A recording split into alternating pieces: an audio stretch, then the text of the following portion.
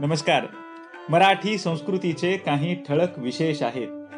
या विशेषांपैकीच एक म्हणजे दिवाळी अंक. दिवाळी अंकांना शतकाची परंपरा लाभलेली आहे. मनोरंजन हा इसवी सन 1909 मध्ये छापला गेलेला मराठीतला पहिला दिवाळी अंक होता. 2009 मध्ये दिवाळी अंकांचे शतक पूर्ण झाले. दिवाळीचा फराळ, फटाके, मिठाया या सगळ्यांसोबतच दिवाळी अंक ही सुशिक्षित, सुसंस्कृत आणि साहित्यिक घराण्यासाठी एक महत्वाची गोष्ट असायची. परंतु बदलत्या काळात नवीन पिढी दिवाळी अंकांच्या या परंपरेपासून विनमुख होते आहे की काय अशी परिस्थिती आहे. म्हणूनच तरुण पिढी दिवाळी अंकांच्या वाचन संस्कृतीशी जोडली जावी या हेतूने गतवर्षीपासून आम्ही विद्यार्थ्यांच्या माध्यमातून दिवाळी अंकांचा परिचय करून देण्याचा प्रयत्न करतो आहोत. यावर्षी कोरोना कहराच्या पार्श्वभूमीवर दिवाळी अंकांची संख्या मर्यादित आहे. अशा या मर्यादित दिवाळी अंकांमधून निवडक परंतु महत्वाच्या दिवाळी अंकांचा परिचय करून देण्याचा प्रयत्न आमचे विद्यार्थी करणार आहेत. ही गोष्ट आम्ही सुरुवातीलाच नमूद करू इच्छितो. हे दिवाळी अंकांचे परीक्षण नाही किंवा त्यातील साहित्याचे समीक्षणही नाही. आमच्या विद्यार्थ्यांना जे भावले, आवडले त्याचा परिचय करून देण्याचा विनम्र प्रयत्न असेच या उपक्रमाचे स्वरूप आहे.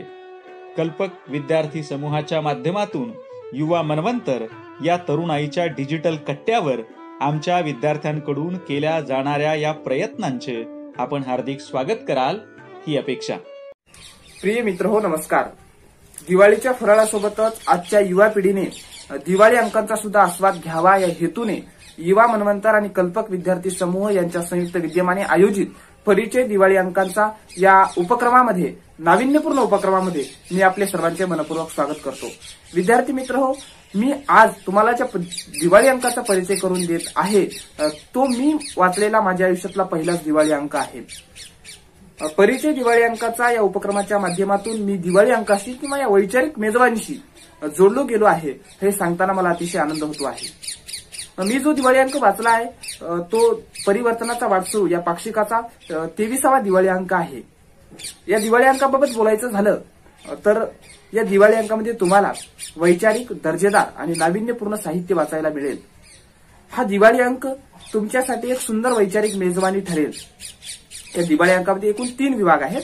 त्यामध्ये पहिला विभाग आहे कथा विभाग, दुसरा विभाग आहे कविता विभाग आणि तिसरा विभाग आहे जुलै 2020च्या शेवटच्या आठवड्यामध्ये जे राष्ट्रीय शिक्षण धोरण, नॅशनल एज्युकेशन पॉलिसी 2020 पारित झालं त्या धोरणावरती चर्चा घडून आणणारा किंवा त्या धोरणाचे चिकित्सक मूल्यमापन करणारा हा विभाग तुम्हाला या दिवाळी अंकामध्ये वाचता येईल. पहिला विभाग जो आहे तो आहे कथा विभाग, ज्यामध्ये 2 प्रकारच्या कथा तुम्हाला वाचता येतील. त्यामध्ये पहिल्या कथा इंग्रजीमधून मराठीत ट्रान्सलेट केलेल्या कथा, ज्याला आपण अनुवादित कथा असे म्हणतो, आणि दुसऱ्या कथा म्हणजे प्रादेशिक कथांचा सुद्धा आस्वाद तुम्हाला या दिवाळी अंकामध्ये घेता येईल. यामधली पहिली कथा आहे इस्पिकची राणी, ज्याचं शीर्षक आहे इस्पिकची राणी. अलेक्झांडर पुश्किन यांनी ही कथा लिहिली आहे, तर सोनिया विरकर यांनी याचा मराठी अनुवाद लिहिलेला आहे. विविध पात्रांनी नटलेली आणि वाचकाला खिळून ठेवणारी ही एक सुंदर कथा आहे. आपण सर्वांनी ही कथा या अंकामधून आवर्जून वाचावी अशी मी विनंती करतो. हर्मन, टॉमस्की, लिझा ही या कथेमधली वेगवेगळी पात्र आहेत. तर जुगाराची जादू माहीत असणारी आजीबाई ही या कथेमधली एक मुख्य पात्र आहे. या दिवाळी अंकामधली दुसरी कथा आहे मोईरोमला काय माहीत, बलात्कार म्हणजे काय. बलात्कार या अतिशय गंभीर समस्येवरती भाष्य करणारी ही कथा आहे. मोईरोम हे बलात्काराला बळी पडलेलं या कथेमध्ये एक पात्र आहे. जशीम नावाचं एक पात्र शेवटी मोईरोमशी लग्न करतो आणि मोईरोमच्या आयुष्यात जे काही दुःख आले ते दुःख विसरण्यासाठी जशीम मोईरोमला मदत करतो.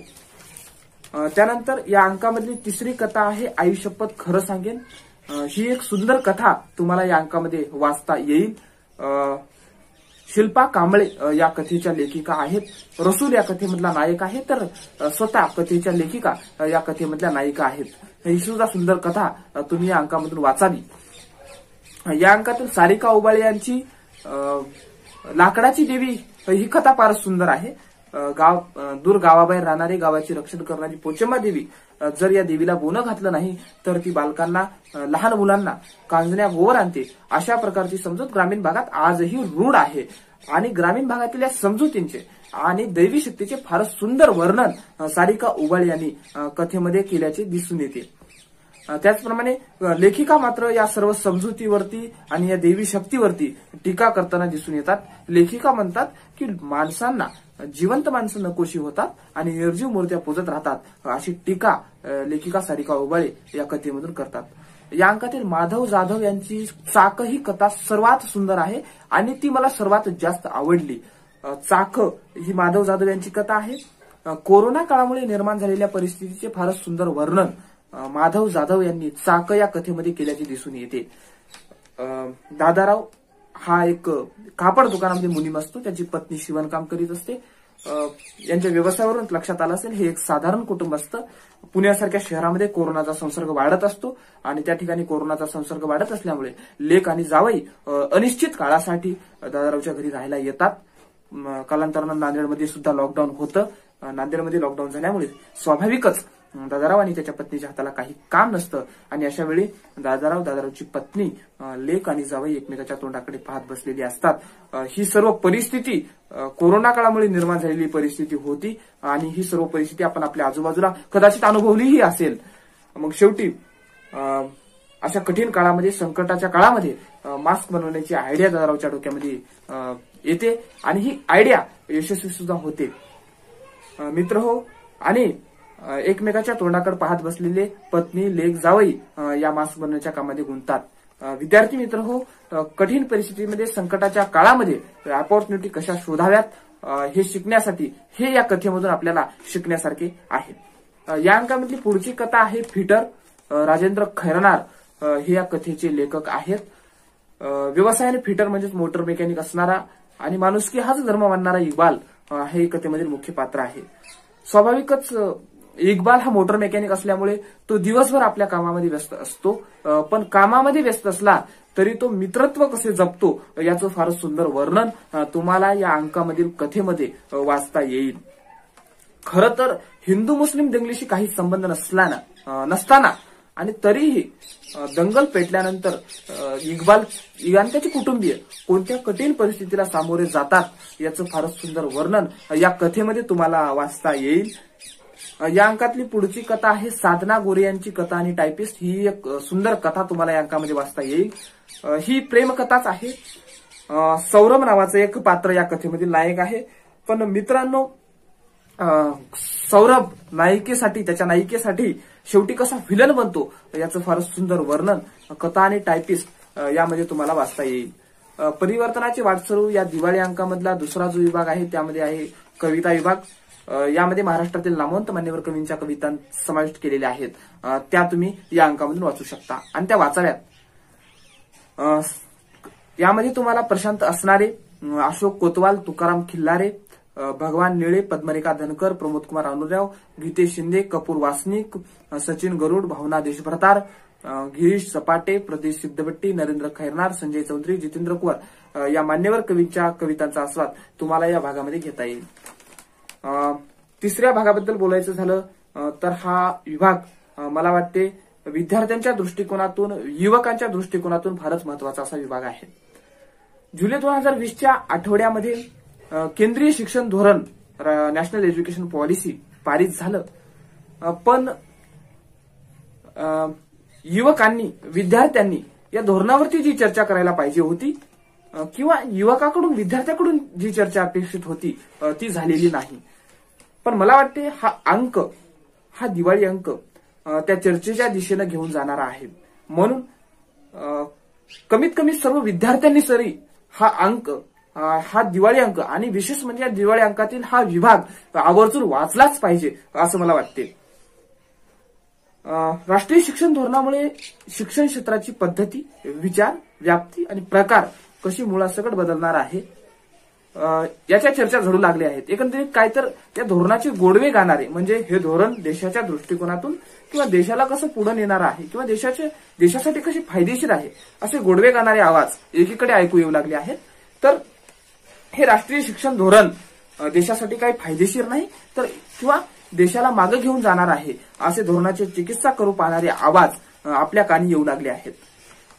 मित्रहो, धोरणाबद्दल लोकांचं मत काही जरी असलं तरी या धोरणाची अंमलबजावणी इम्प्लिमेंटेशन ही केलीच जाणार आहे. त्यामुळे आपण सर्वांनी शिक्षण क्षेत्राशी संबंधित सर्वांनी हा विभाग आवर्जून वाचला पाहिजे असं मला वाटते. या विभागामध्ये तुम्हाला शिक्षण क्षेत्रातील मान्यवर तज्ज्ञांचे लेख वाचता येतील.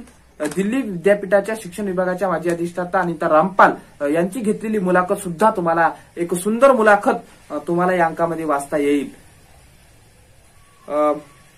नव्या शिक्षण धोरणामुळे शिक्षण क्षेत्रात नेमके काय बदल होतील हे जाणून घेण्याची बऱ्याच जणांना उत्सुकता आहे.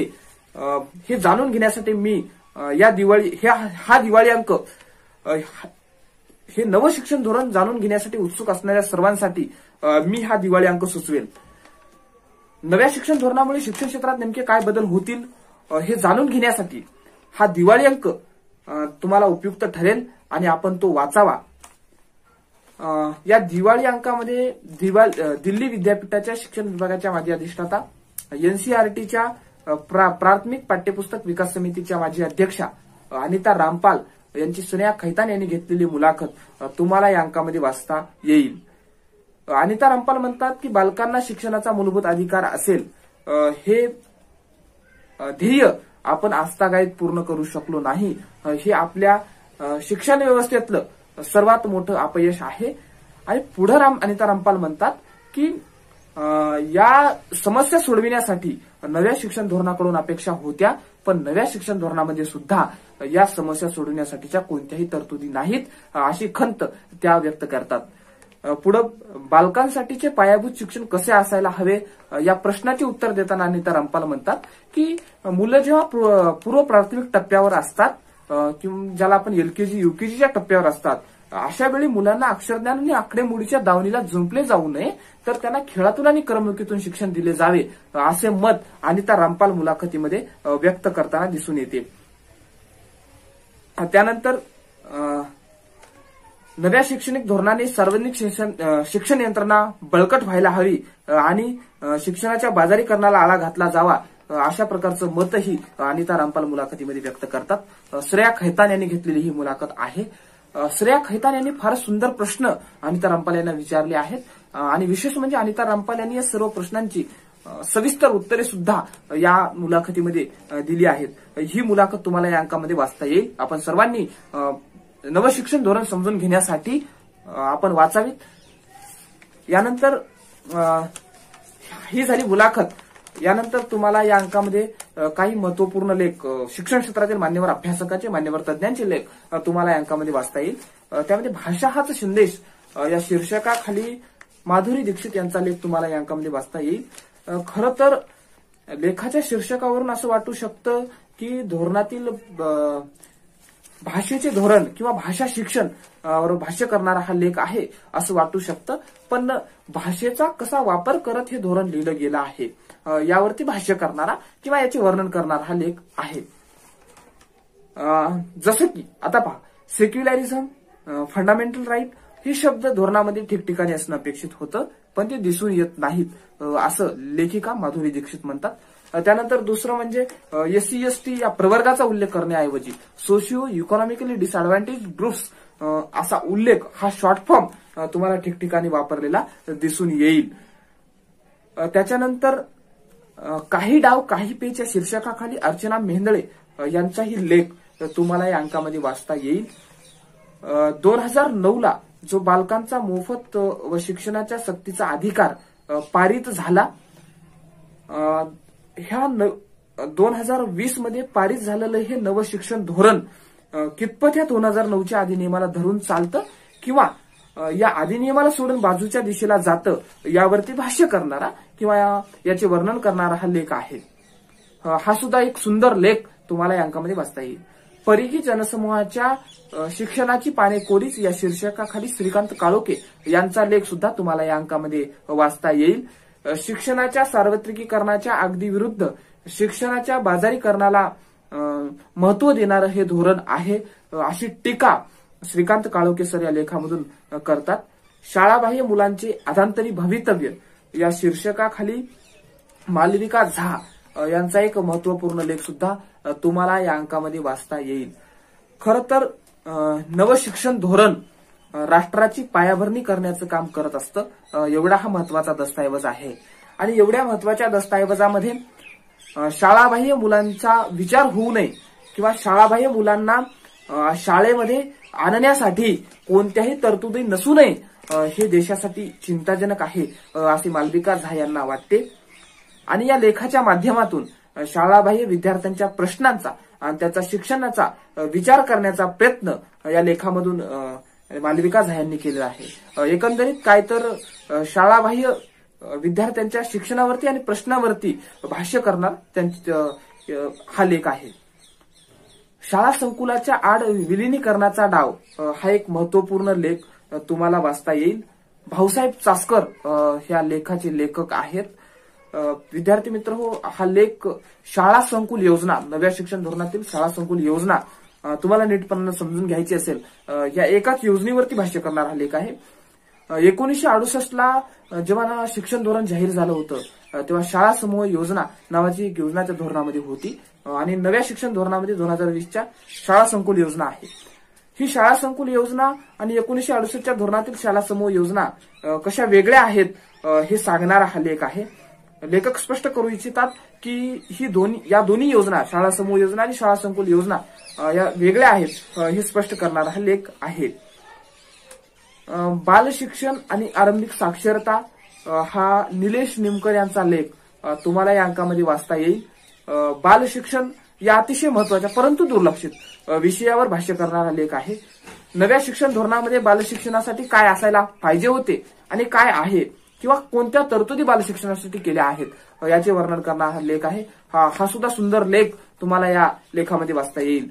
हा काही शेवटचा लेख नाही, आणखी 2 लेख महत्वपूर्ण लेख, मान्यवर अभ्यासकांचे लेख तुम्हाला या अंकामध्ये वाचता येतील. हे सर्व लेख नव्या राष्ट्रीय शिक्षण धोरण 2020 वरती भाष्य करणारे आहेत.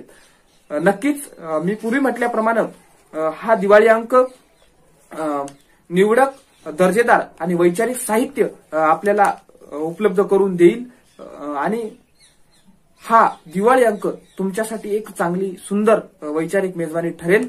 आपण सर्वांनी हा दिवाळी अंक वाचावा अशी विनंती करतो आणि थांबतो. मनपूर्वक धन्यवाद.